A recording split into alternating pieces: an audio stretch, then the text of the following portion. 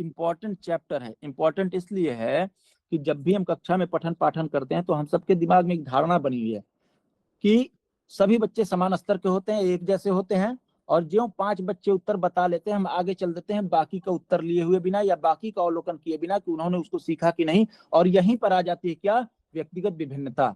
जब हम कक्षा में यह मान कर जाते हैं कि सभी बच्चे एक दूसरे से भिन्न हैं, उनकी रुचियां, उनकी क्षमताएं, अभिक्षमताएं, प्रेरणा, उनका उनकी पारिवारिक स्थितियां, उनका परिवेशी वातावरण अलग अलग है, तब हम इस पर ध्यान देने का प्रयास करेंगे कि सारे बच्चों तक ये बात पहुंच गई कि नहीं। अब इसको अगर बात करें कि है क्या व्यक्तिगत विभिन्नता, तो इसका सबसे पहला अध्ययन किया था किसने? गाल्टन महोदय ने। ये मेरी पेन क्यों नहीं, इसका सबसे पहला अध्ययन किसने किया? गाल्टन ने। और इनका यह अध्ययन क्या था? पूर्णतः वैज्ञानिक था।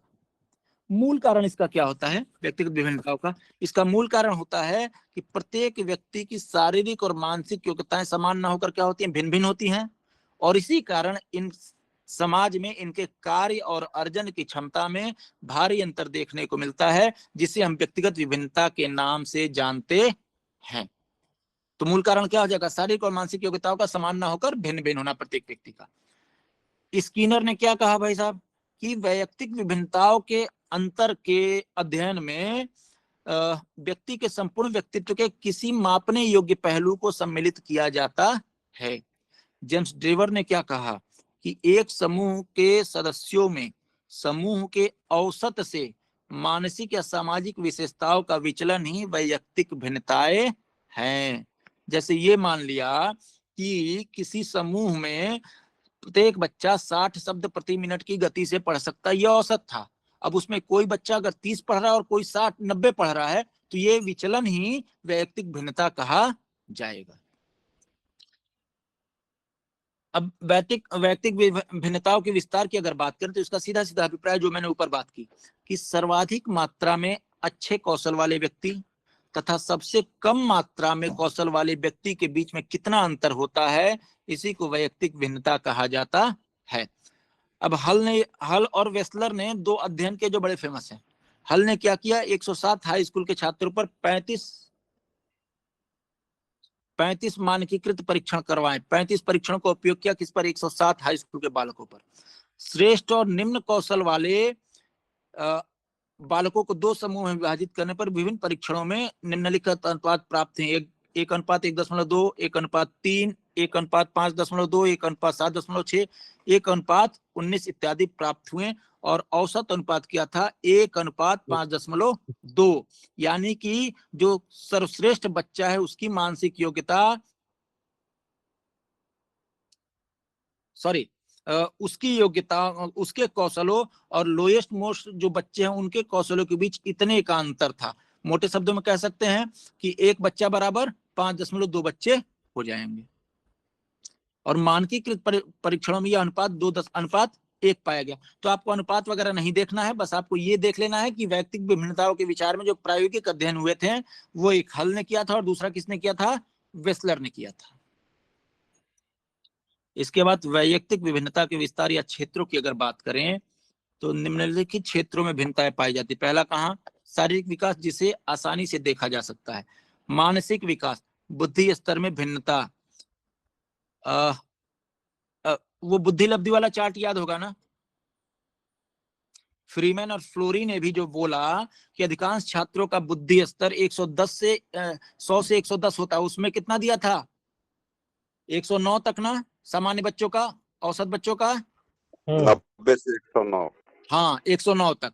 और इसमें 120 के ऊपर उसमें प्रतिभाशाली था कि 140 के ऊपर था? 140 के ऊपर। हाँ, और इसमें 90 से नीचे को सभी को क्या मान लिया? मंद बुद्धि।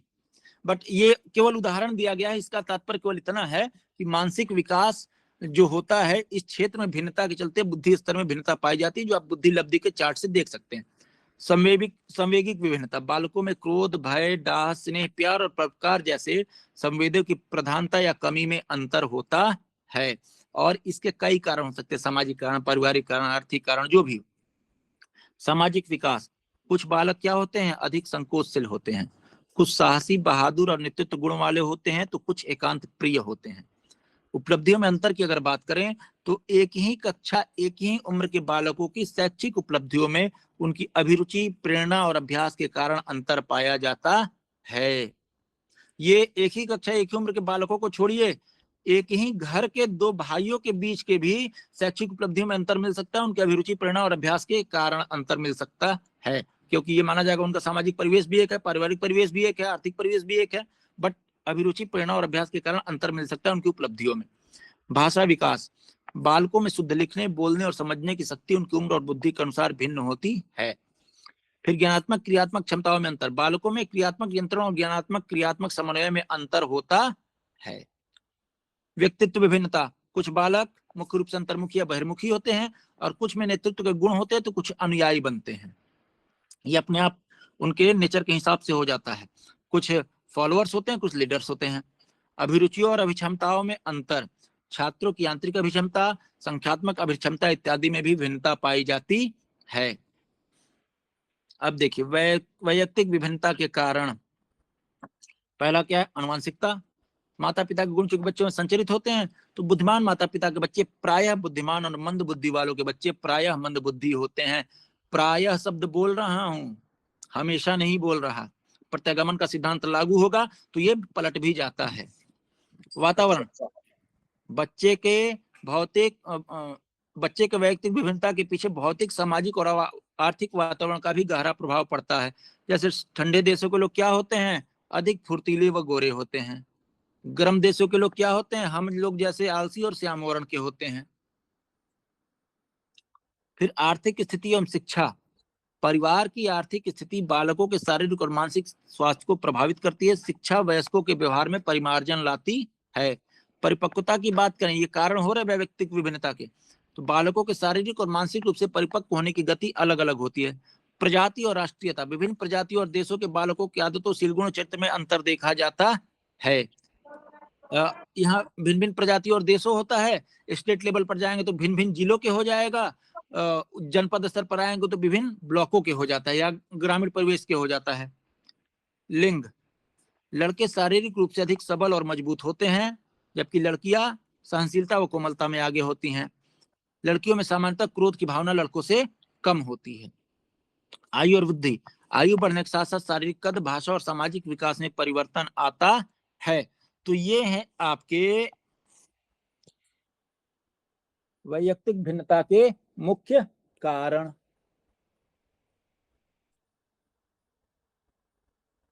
अब देखिए अगर बात करें अध्ययन विधियों की, कुछ तो प्रश्न बन रहे हैं इस पे, क्या सर? कुछ प्रश्न बन रहे हैं इस पे। हाँ, इसमें प्रश्न सर बनेगा, बट वो जो प्रश्न बनेगा ना, इन सारे तथ्यों को मिला के बनेगा। जैसे बन जाएगा कि इनमें से कौन सा वैयक्तिक विभिन्नता का कारण नहीं है, हाँ हाँ हाँ, आया था ऐसे ये करके सीटेट में, आया था सीटेट में, इसीलिए मैं कह रहा हूँ। हाँ हाँ, बट इस पेपर से ना जो आप सवाल कर रहे हैं बन गया था, वो सवाल आसानी से हल हो जाता है क्योंकि थियोरेटिकल है, बहुत ज्यादा इसमें तथ्य नहीं है। आप आसानी से अपने शिक्षक के अंतर्निहित गुण के आधार पर इस प्रश्न का उत्तर दे लेते हैं। बिल्कुल बिल्कुल, तथ्यात्मक बहुत नहीं है वो। अब देखिए अध्ययन की विधियों की अगर बात करें तो कौन सी अध्ययन विधियां हैं वैयक्तिक विभिन्नता को पढ़ने के लिए? बुद्धि परीक्षण के द्वारा क्या करेंगे, हम मानसिक आधार पर विभिन्नता का मापन कर लेते हैं। बुद्धि स्तर और बुद्धि लब्धि को मापकर। अभिरुचि परीक्षण, किस बालक की किस विशिष्ट विषय या कार्य में रुचि है, इसका पता लगाने के लिए अभिरुचि परीक्षण किया जा सकता है। उपलब्धि परीक्षण, बालकों की शैक्षिक प्राप्ति और ज्ञान के स्तर का मापन करने के लिए। व्यक्तित्व परीक्षण, बालकों के शील गुणों और व्यवहार प्रतिरूपों को समझने के लिए। संवेग परीक्षण किया जाता है, संवेगात्मक स्थिरता और संवेगों के स्तर को मापने के लिए। और लास्ट में अभिक्षमता परीक्षण, बालकों के किसी विशिष्ट कार्य या क्षेत्र के प्रति अंतर्निहित क्षमता को जानने के लिए। अगर बात करें भाई साहब की शिक्षा में वैयक्तिक विभिन्नता का ज्ञान क्यों आवश्यक है, इसका महत्व क्या है, तो अभी जितना आपने मापन किया परीक्षणों के माध्यम से, तो आप क्या कर सकते हैं, समूहीकरण या वर्गीकरण कर सकते हैं। किस आधार पर? उनकी बुद्धि, अभिरुचि और अभिक्षमता के आधार पर छात्रों का वर्गीकरण कर लेते हैं। आपकी संदर्शिका कहती है कि हल करवाइए और उसके बाद समूह ए और बी में बांटिए। विभाजन क्या कर करिए। रहे हैं आप? क्या कर रहे हैं आप? बालकों की भाषिक या संख्यात्मक अभियोग्यता के आधार पर उनका मूल्यांकन करके समूहीकरण कर रहे हैं और फिर उपचारात्मक शिक्षण की व्यवस्था कर रहे हैं ताकि बालक सबके साथ आगे बढ़ सके। दूसरा, अध्यापन विधियां, तीव्र और मंद बुद्धि छात्रों की आवश्यकताओं के अनुरूप शिक्षण विधियों का चयन कर लेते हैं। पाठ्यक्रम, छात्रों की विविधता को ध्यान में रखकर लचीला और बहुआयामी पाठ्यक्रम तैयार किया जाता है। गृह कार्य का दिया जाना, छात्रों की बुद्धि और क्षमता के अनुसार अनुकूल गृह कार्य सौंपना। व्यवसाय संबंधी शिक्षा, उनकी रुचि और क्षमता के आलोक में सही करियर का चुनाव करने में मदद करना। और लास्ट में शारीरिक शिक्षा, छोटे कद, कम दिखाई सुनाई देने वाले बच्चों को कक्षा की अगली बेंचों पर बैठाना। अब जरा ध्यान देंगे, व्यवसाय संबंधी शिक्षा क्या कहा कि उनकी रुचि और क्षमता के आलोक में सही करियर का चुनाव करने में मदद करना। हम में से आधे से ज्यादा लोग विज्ञान नहीं पढ़ना चाहते थे, मगर सामाजिक लोगों को देखते हुए, दोस्तों की रुचियों को देखते हुए या घर के प्रेशर में आपने क्या ऑप्ट कर लिया? विज्ञान। और आज जीवन के उत्तरार्ध में आपको यह लगता है कि विज्ञान की जगह हिस्ट्री पढ़ा होता तो मास्टर की जगह प्रोफेसर हो गए रहते हिस्ट्री के। ठीक है, तो व्यक्तिगत विभिन्नता का जानना शैक्षणिक संस्थानों में बहुत जरूरी है, ताकि उसके अनुरूप आप उनको सही करियर का चुनाव करने में मदद कर सके, परामर्श दे सकें। सामान्य प्रवृत्तियों की अगर बात करें तो सामान्य प्रवृत्ति एक ऐसी विधि है जिसके द्वारा अनेक विभिन्न प्रकार का व्यवहार जागृत किया जा सकता है। जैसे मैकडूगल ने क्या कहा? सुझाव, अनुकरण और सहानुभूति क्या है? सामान्य प्रवृत्ति है। रॉस ने कहा जानी हुई बात दोहराने की आदत क्या है? सामान्य प्रवृत्ति है। और डमविल ने क्या कहा कि सुख को खोजने और दुख से बचने की प्रवृत्ति सामान्य प्रवृत्ति है। अब देखिए सुझाव क्या है भाई साहब? सुझाव यह हुआ प्रक्रिया जिसके फलस्वरूप दिया गया संदेश बिना किसी तार्किक आधार के स्वीकार कर लिया जाता है। इसके प्रकार बहुत से हैं: भाव चालक सुझाव, प्रतिष्ठा सुझाव, आत्म सुझाव, सामूहिक सुझाव, निषेध सुझाव, प्रत्यक्ष सुझाव, अप्रत्यक्ष सुझाव, सकारात्मक और नकारात्मक सुझाव। अनुकरण, किसी कार्य या वस्तु की नकल करना। मैकडूगल ने 5 प्रकार के अनुकरण वो बताएं: सहज अनुकरण, भाव चालक अनुकरण, विचारपूर्ण अनुकरण, प्रतिरूप अनुकरण और शिशुओं का अनुकरण। सहानुभूति, एक प्रकार का संवेगात्मक प्रदर्शन जहां व्यक्ति दूसरों के सुख दुख को अनुभव करता है।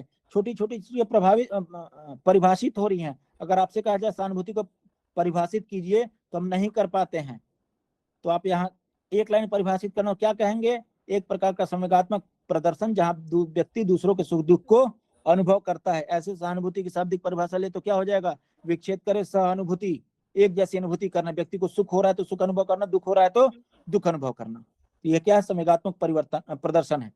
प्रकार कितने? 4 प्रकार बताया गया। सक्रिय सहानुभूति, इसमें क्रियाशील होकर दूसरों की मदद करता है, जैसे भिखारी को खाना देना। निष्क्रिय सहानुभूति केवल मौखिक और कृत्रिम होती है, इसमें क्रियाशीलता नहीं होती है। जैसे अक्सर आपने वीडियो देखे होंगे, कोई बालक भूखा रोड पर घूम रहा है, कचरे से बीन कर खाना खा रहा है और लोग उसकी वीडियो बना के डाल रहे हैं और बड़ा दुख प्रकट कर रही है। क्या है? निष्क्रिय सहानुभूति। सक्रिय क्या होता है? अगर वो क्रियाशील होकर उसे खाना लेने में मदद करता या खाना खिलाता। वैयक्तिक सहानुभूति, किसी एक व्यक्ति के प्रति दिखाई जाने वाली सहानुभूति। सामूहिक सहानुभूति, किसी समूह या आपदा पीड़ितों के प्रति सामूहिक रूप से व्यक्त सहानुभूति। इन चीजों से प्रश्न नहीं बनते हैं बहुत। खेल, बट देख लीजिएगा एक बार, क्योंकि पूरी सीरीज में चीजें चलती है ना, तो आसान रहती है समझने में। खेल क्या है? खेल को ही परिभाषित कर दिया, जन्मजात स्वाभाविक स्वतंत्र और आत्म प्रेरित प्रवृत्ति है जो स्फूर्ति और आनंद प्रदान करती है। इसमें कुछ हद तक रचनात्मकता भी होती है। खेल के प्रमुख सिद्धांत और प्रतिपादक, एक प्रश्न आ सकता है।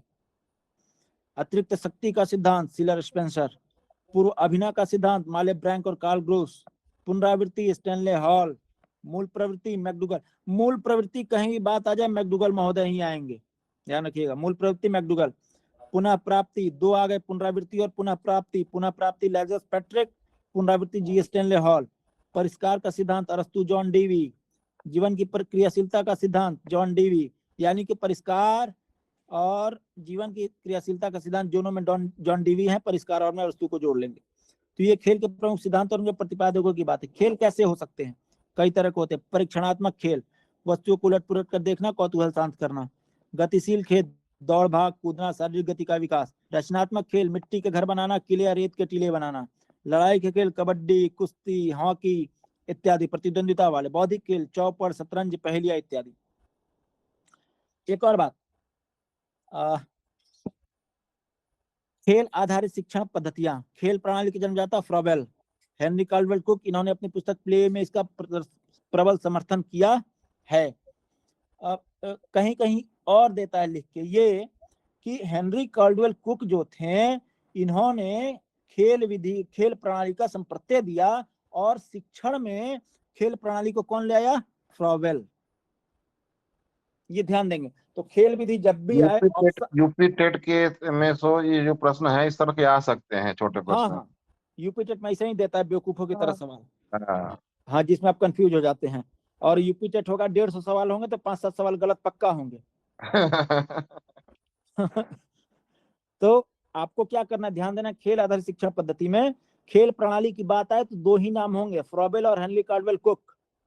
तो इसमें से जो ऑप्शन रहे सही उसको, जो ऑप्शन है उस पर टिक मार दीजिए। शिक्षण में खेल प्रणाली की बात अगर करें तो फ्रॉबेल हो जाएंगे।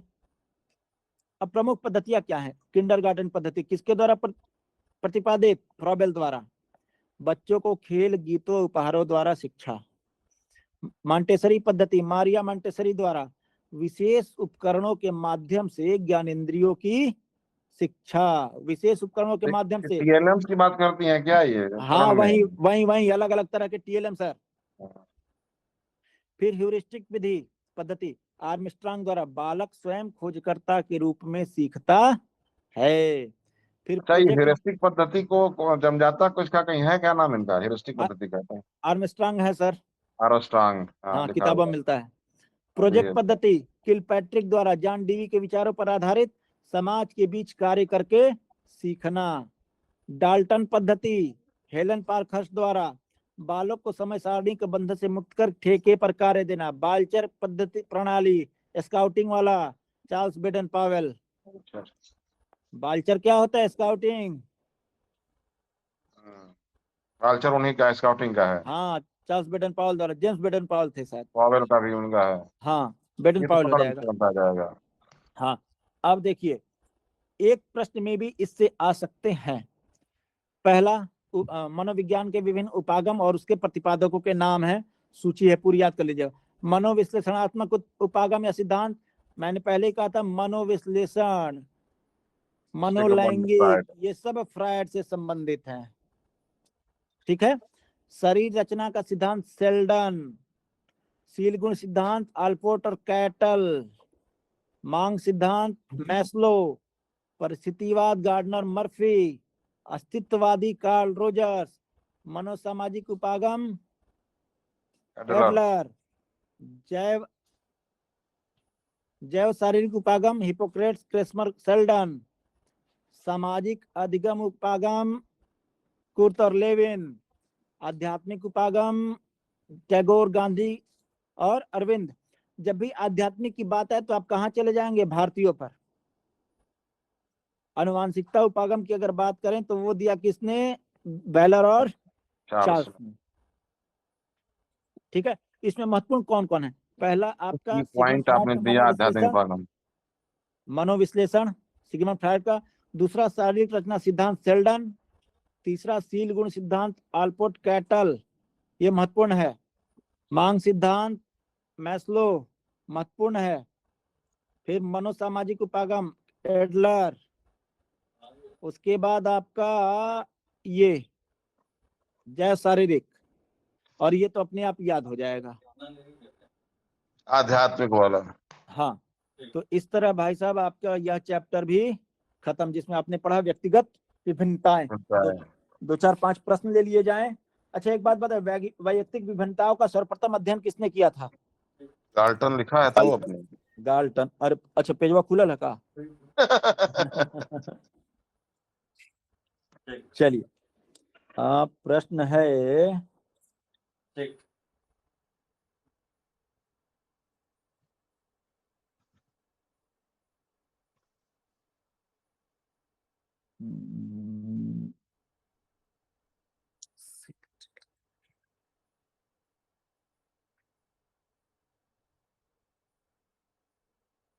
बहुत लंबे लंबे प्रश्न इस पर सीटेट में दे दिया। अच्छा बताइए, शिक्षा किंडरगार्टन पद्धति का प्रतिपादन किसने किया था? None, Spencer, Froebel, Montessori. Froebel. Maria kindergarten ना। फ्रोबेल फ्रोवेल है। और प्रश्न देखो जरा। हाँ, अब देखिए, सीमा हर पाठ को बहुत जल्दी सीख लेती है, जबकि लीना उसे सीखने में ज्यादा समय लेती है। यह विकास के किस सिद्धांत को दर्शाता है? अंतः संबंध, निरंतरता, सामान्य से विशिष्ट की ओर, वैयक्तिक भिन्नता। वैयक्तिक भिन्नता। चौथा। चल, पाने जी ठीक है? हाँ हाँ व्यक्ति भिन्नता हो जाएगा। ठीक। क्या? छत्तीसगढ़ टेट में बहुत बेकार प्रश्न देता। आप लोग सी टेट की इतनी तैयारी कीजिएगा। सीटेट का करेंगे, यूपी टेट नहीं देंगे, यूपी टेट सर निकलेगा तो आपके विज्ञान गणित के दम पर निकलेगा। है ना? हाँ, ये इन्वायरमेंटल वाला भी तो करना पड़ेगा पार्ट। जूनियर में इन्वायरमेंटल नहीं होगा। प्राइमरिया में एक हाँ, पार्ट है ना प्राइमरी में। उसका, विज्ञान गणित का पार्ट जूनियर, जूनियर फोकस कीजिए, जूनियर। दोनों भरा चलिए, गया है। चलिए ठीक है, कोई बात नहीं, मगर फोकस जूनियर पे कीजिए। अ, अब देखिए, वैयक्तिक विभिन्नताओं का प्राथमिक कारक है लोगों के द्वारा माता पिता से प्राप्त आनुवंशिक संकेत पद्धति, जन्मजात विशेषताएं, पर्यावरणीय विशेषताएं, आनुवंशिकता एवं पर्यावरण के बीच जटिल पारस्परिक क्रिया। जन्मजात। बताइए पाणी जी। समझाते ही ना होगा। चौथा। चौथा होगा। देखिए, जब तक अगर ऑप्शन आ गया आनुवंशिकता और पर्यावरण एक साथ, तो हमेशा आंसर वही होगा।